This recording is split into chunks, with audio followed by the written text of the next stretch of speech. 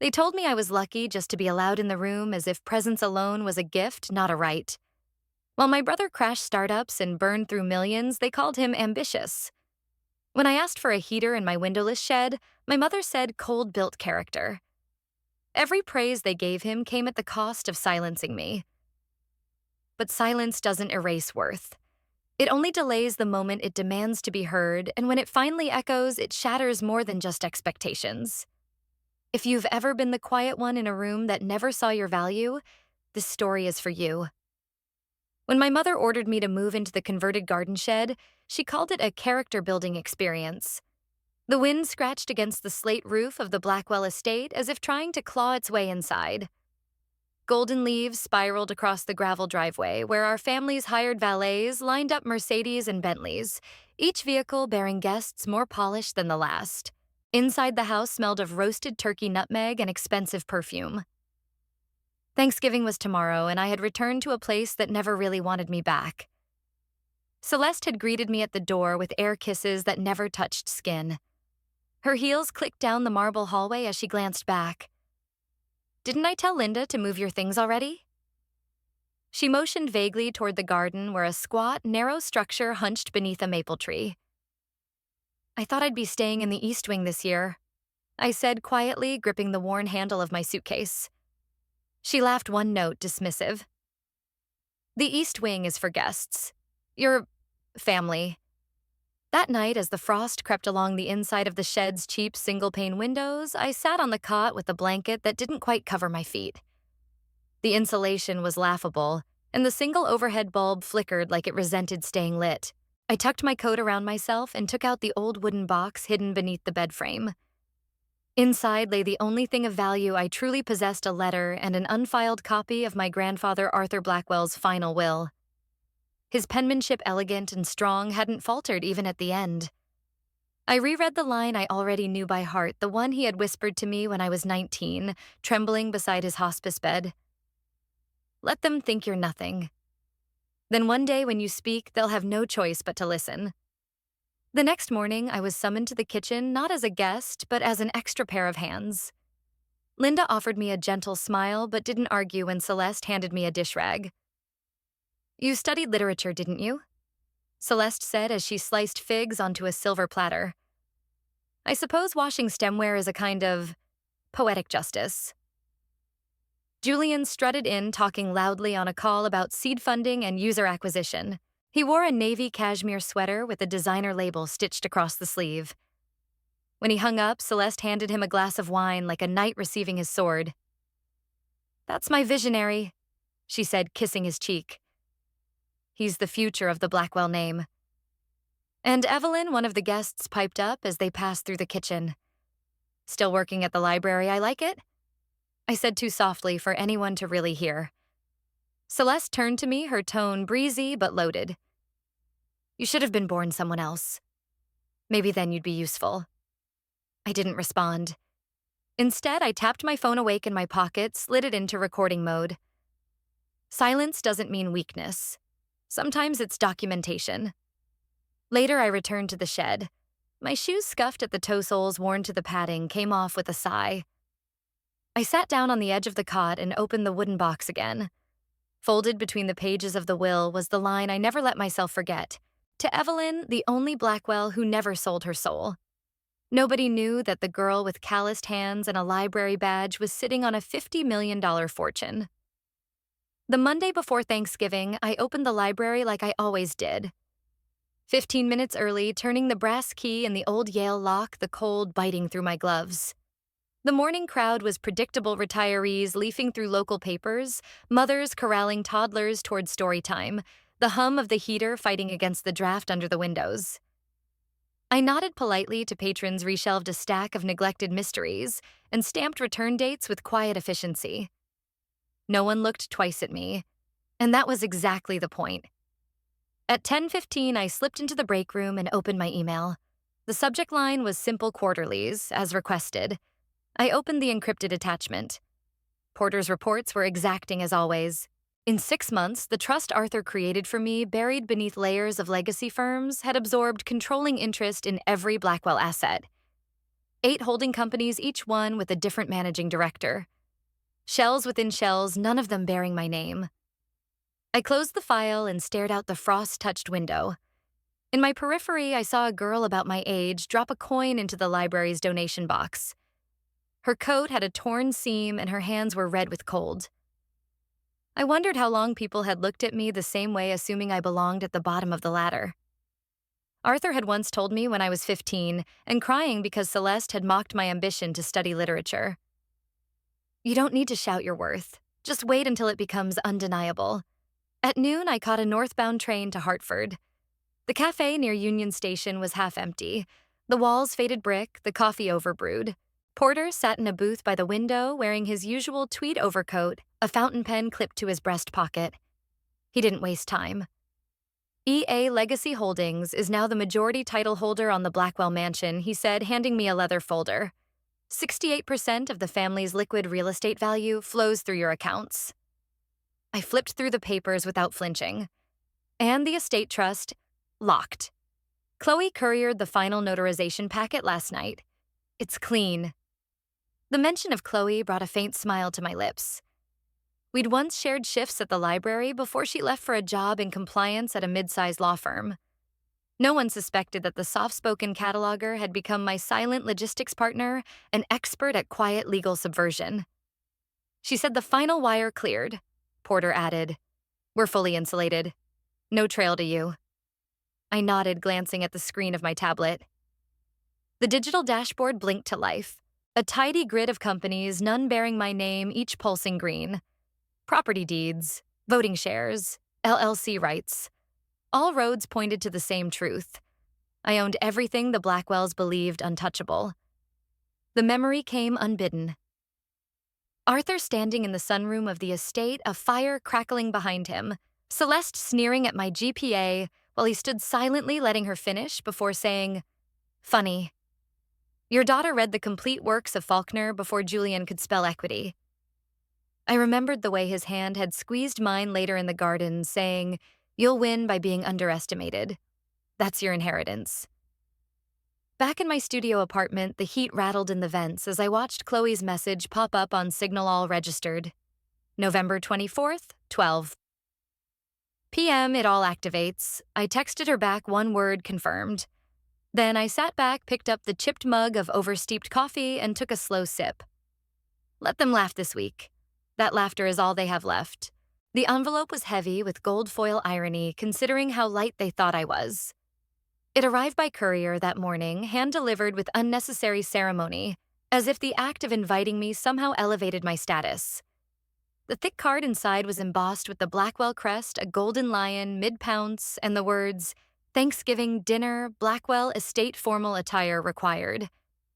There was no note, no warmth, just formality. As though I were a distant acquaintance, not someone who once slept beneath the same roof. Celeste had always been clear. Julian is the legacy. You're just a placeholder in the family photo. I used to think that was cruelty. Now I recognized it as clarity. She didn't hate me, she just didn't see me. I folded the invitation once precisely and slid it into the drawer beside my computer terminal. Upstairs in the makeshift closet space of my studio, I stood before a rack of clothing that hadn't changed in years. The same 5 dresses, faded at the seams, clean but exhausted.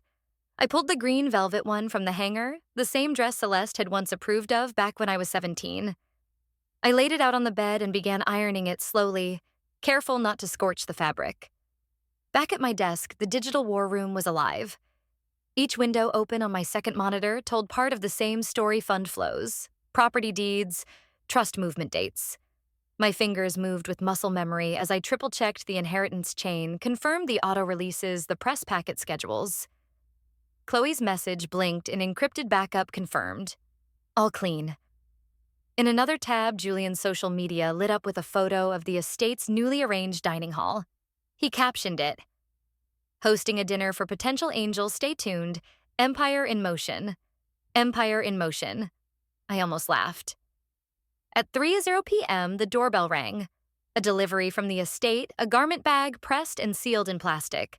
The note inside, handwritten in Celeste's sharp penmanship, read, "Wear your green velvet. At least look presentable." I laid the bag aside. It wasn't a suggestion. It was a test. I would wear the dress, but not because she wanted me to, because it was part of the theater. As I dressed that evening, I stood barefoot on the cold studio floor and ran a hand along the spine of my shoes. They were still cracked at the edges, soles softened from years of walking without purpose. But I polished them anyway. They shone just enough to catch the light and hide their fatigue. Downstairs, I poured a cup of tea and opened a file folder labeled Thanksgiving Phase 3. The schedule was tight. Noon transfer becomes legally active. 12:01 release of ownership records. 12:05 internal memo to Blackwell Holdings Board.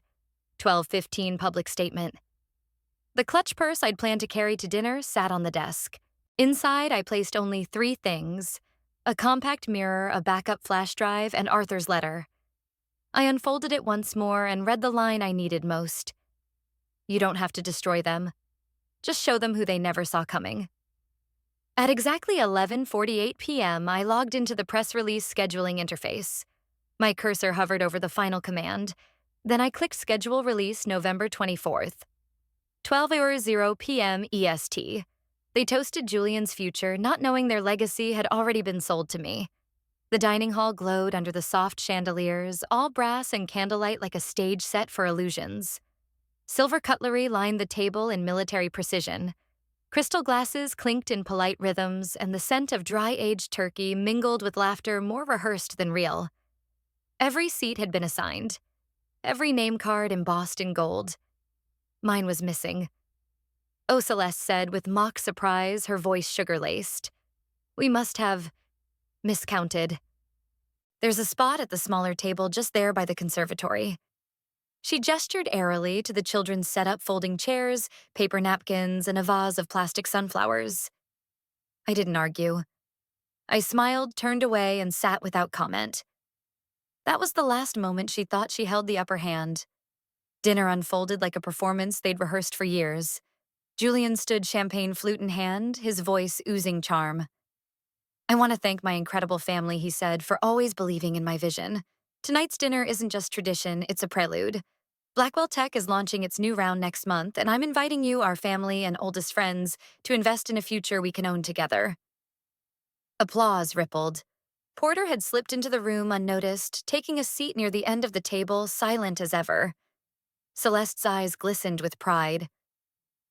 And Evelyn Julian added almost as an afterthought. Thanks for pouring the wine. I guess liberal arts can be useful. Laughter. Polished, poised, rehearsed. Celeste leaned toward me and said with faux affection, You're lucky we let you in tonight. That dress very vintage. I stood. The room didn't fall silent right away. That required more than my voice. It required action. I walked to the head of the table and placed 3 black folders on the polished oak surface. Their monogrammed initials caught the light. These are for you, I said. Estate deed, corporate control, and board restructuring notice. It wasn't until the second folder was opened that someone gasped. The laughter stopped. Chairs creaked. Utensils stilled midair. A camera flash from someone's phone shattered the hush. A few guests leaned forward. Others leaned back, uncertain whether to interrupt or let the moment devour them. I faced them, voice steady. As of noon today, I became the majority shareholder of Blackwell Holdings and the legal owner of this house. This estate, I swept my gaze across the dining hall, no longer belongs to you. I let that settle. You are now, all of you guests, in what used to be yours. Julian's hand slipped his wine glass, shattered on the floor. Celeste didn't move. Her skin had gone pale beneath the glow of the chandelier. Across the table, Porter gave a single nod. My phone buzzed. A single text from Chloe. It's done. Celeste's voice barely rose above a breath. You planned this. I turned to her eyes level. I endured for a decade. You think I didn't. The house was still standing, but the hierarchy inside it had collapsed overnight. Rain fell in fine mist against the tall windows of the dining hall, blurring the view of the trimmed hedges and gravel paths beyond. Inside, silence pressed down like an unwelcome guest. The table had been cleared, but the ghost of last night's confrontation lingered in the untouched wine glasses and chairs left askew. Julian sat at the end of the table, hunched over his phone, dark in his hand. Celeste stood by the fireplace, arms crossed still in the silk robe she had owned for decades.